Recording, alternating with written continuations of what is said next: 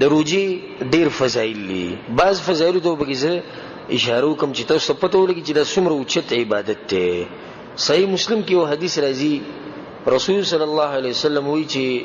کل عمل ابن آدم یضاعف، د آدم د بچی هر عمل چې دی الله دو چنده کوي.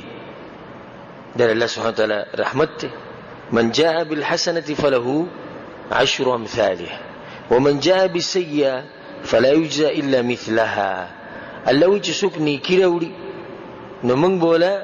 بدله د لسو ورکو د لسو نیکیانو، او چې څوک ګناه راوړي یو دا یوې ګناه به بدله ورکو. اوس که الله سبحانه وتعالى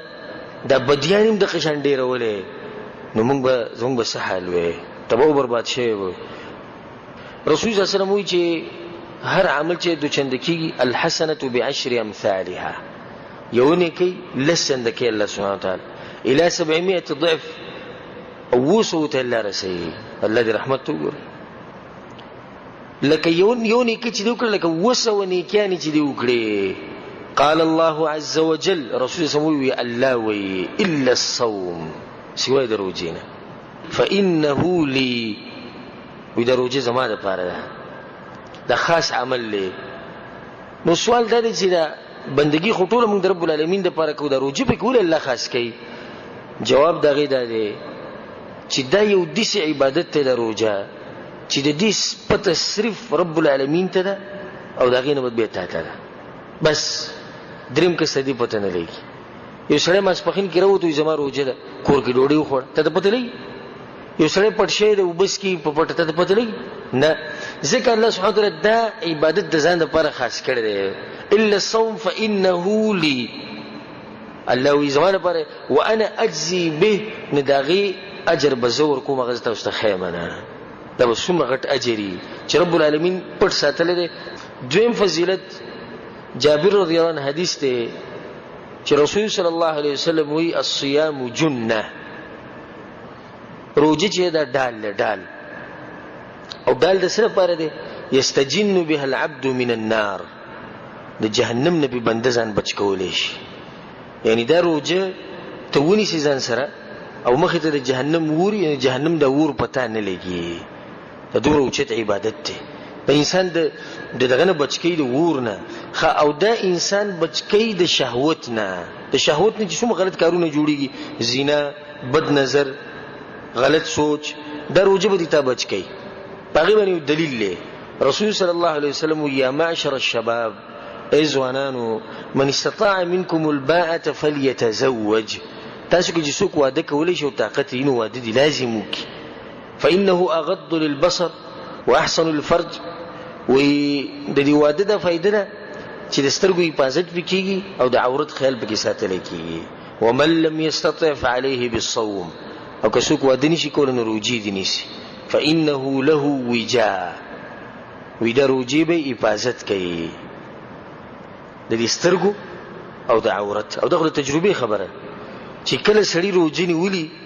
نه د سوچ، نظر، عورت دا بالکل د حرام طرف ته نه ځي.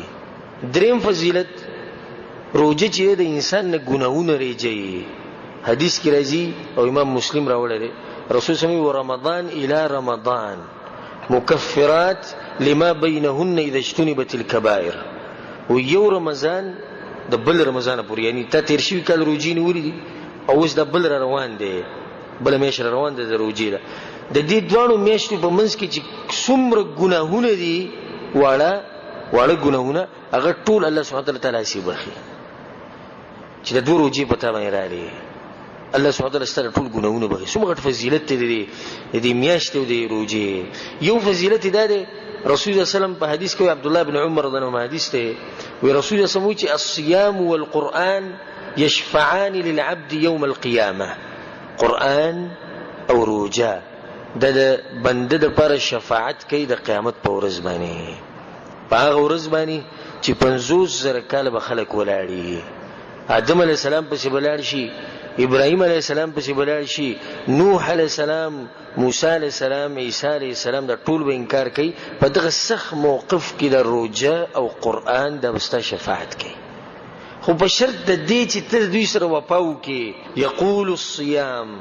روزه به الله ته وایي چې الله دا سره وبخ الله به دی ولي تر دې شفاعت کې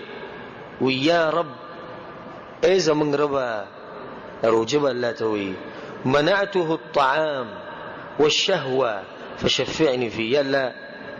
زما د لاسد خوراک نه دی کړي زما د لاسد خپل شهوت پرې خو دی یا الله نو زما د شفاعت قبول کا الله به شفاعت قبول کی ويقول القرآن قرآن بوي چې الله شفاعت دی وبخه ولي نو قرآن بل ته چې یا رب ای زما رب قرآن بل سبحانه وتعالى دا خبره کې منعته النوم بالليل یا الله زما د لاسد د شپې خوبونه نه دی کړي ټول شپه ولاړو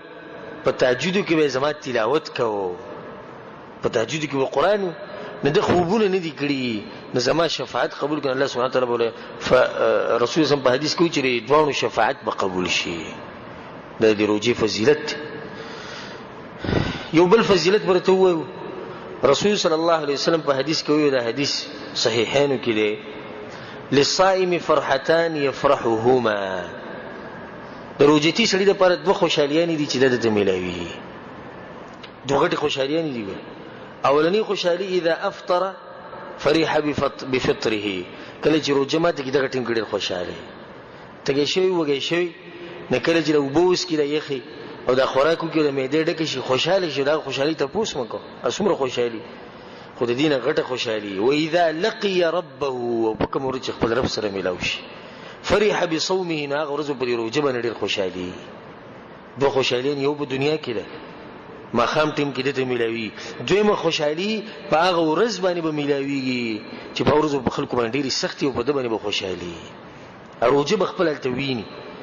یو حدیث کې راځي رسول صلی الله علیه وسلم وی والذي نفس محمد بيده هغه ذات مې د قسمی د چا په لاس کې چې د محمد صلی الله علیه وسلم سره لخلوف فم الصائم اطيب عند الله من ريح المسك وې د روجتي سړي د خلینې چې کم بنزي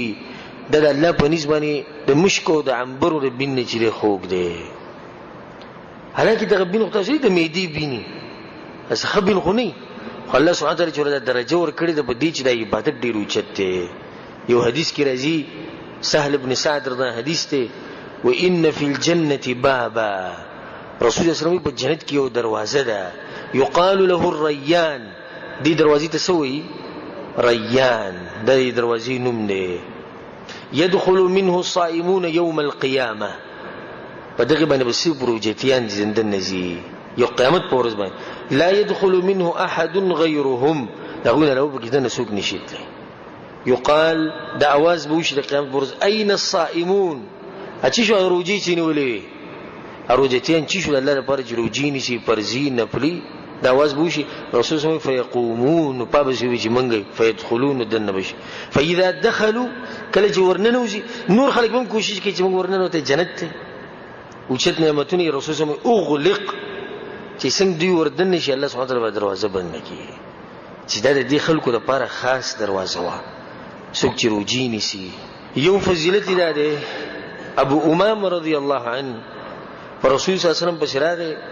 وقلت يا رسول الله وما رسول الله يا رسول الله مرني بأمر ينفعني الله به دې خبره ما ته وخه چې الله پر له پیدا کی ګټه راکی چې مختصر غونډه کې تاسو وکړو ولډې درون تاسو ته یا رسول الله دې کار ته وخه کنه چې فائدہ راکی بس سوچه فائدہ خساره بګنی رسول الله ته ها به خو دې عمل وخایو تتبعو خو دې عمل سعمل عليك بالصوم روجي ډيري نيسه دې کې سوچه پیدا پروجو کې سوچه پیدا نقصان پکې نشتی رسول الله فانه لا مثل له د دې په شان عبادت وي په عبادتونو کې نشتی روجي په شان عبادت په عبادتونو کې نشتی والله کده سلف سیرت تلاړي کنه غوج به روجو باندې څومره مهینو تباریان شي معاذ بن جبل رضی الله عنه کله چې وفات کېدو نو بجرا شو او دا انسان د رسول الله سمو چې د قیامت پر ورځ به د امت علماونو مخ کې ولاړي اولنې عالم په دې امت کې چې قیامت پر ورځ به ولاړي به شو کې معاذ بن جبل رضی الله عنه چې کله مړ کېدو بجرا شو مرګرو ته معاذ په دنیا به کې څه جاړي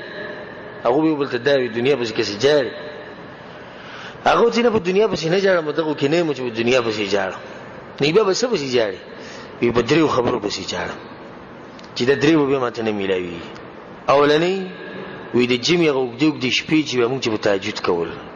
د جمعې اوږدې شپې دې خلکو ته به تیاریان شي وي دویم وي د علماو په مجلس پسې د علماو سره به کېناستو هغه سره مون بحث وکړه مسله به مې زده کړه د خوږې خبرې به موږ اورېدې دریم او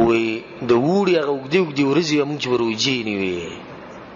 هغې پسې خفه وو خبرې ته خیال دی د وړي هغه اوږدې ورځې هغه چې به روجې نیوې یو حدیث کې راځي رسول صلی الله علیه وسلم وایي ثلاثه لا ترد دعوتهم درې کسان دي چې الله سبحانه وتعالی دغوی دواګانې نه رد کوي چېرته ولم دوا نه رد کوي الامام العادل چې د مسلمانانو مشري او عدل او انصاف والی دغه دوا الله سبحانه وتعالی قبلي دویم والصائم حتى يفطر او روجتي تر دې چې روجه ماته کی روجې د ماتولو پوری په دې منځ کې چې د څومره دواګانې کې